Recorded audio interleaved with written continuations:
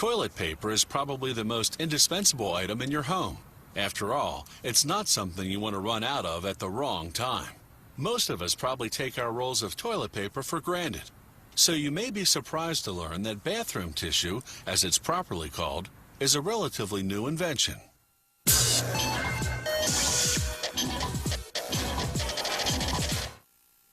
The Vikings used wool. The ancient Romans employed sponges. And French royalty wiped with lace.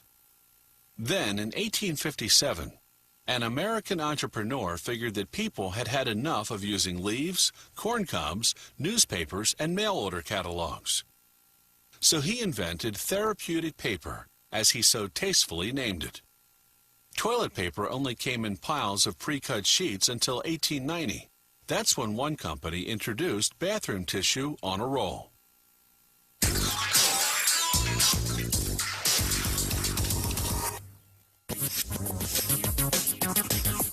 Ever wonder where all that recycled paper goes?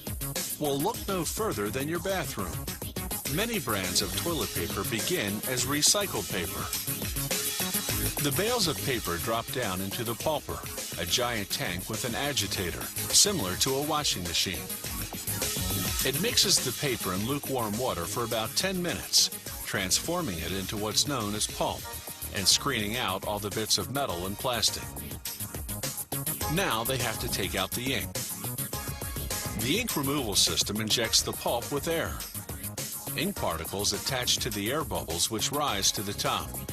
The system then skims off the foam, leaving the pulp ink-free. Next, the pulp passes through a series of rollers, which squeeze out the water. This dries out the soggy pulp, enabling it to absorb the chemicals they'll use to bleach it. Revolving knives now chop up the pulp to prepare it for the bleaching process, the details of which are a closely guarded trade secret. The bleach turns the gray pulp a pure white.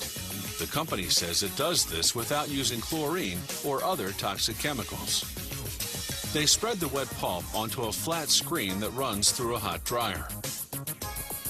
In less than a second, the pulp dries into a delicate paper, 4/1000ths of an inch thick. Each spool holds close to 47 miles of paper. That spool now feeds a machine with rollers that emboss a pattern, in this case a waffle print.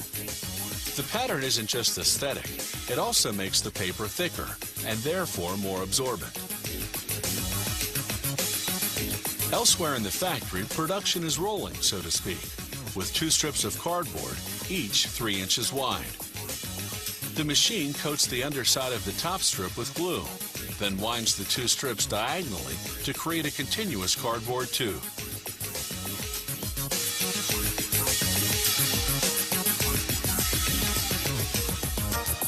The machine then cuts the tube in 65-inch lengths.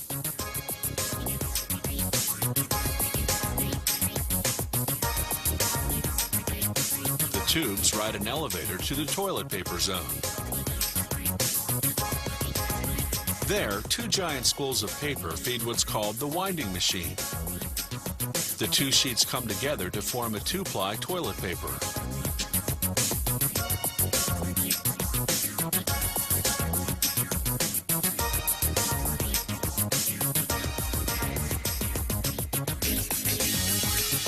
The paper then winds onto a cardboard tube, creating a super wide roll of toilet paper. When the roll is full, a blade automatically cuts the paper, and winding resumes on the next tube.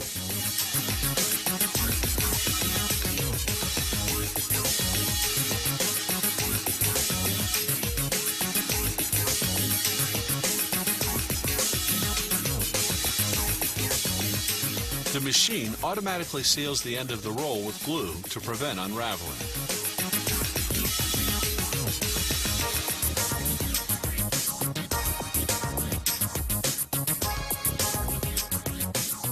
A circular saw slices the super wide toilet paper roll into 16 standard rolls 4 inches wide.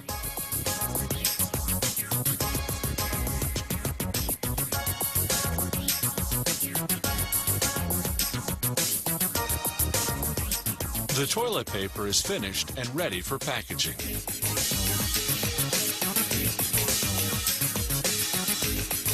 This batch is for commercial use. Each roll is individually wrapped in paper. Check out this slow-motion wrapping action. Toilet paper destined for residential use gets wrapped in transparent plastic. 4 to 30 rolls per package.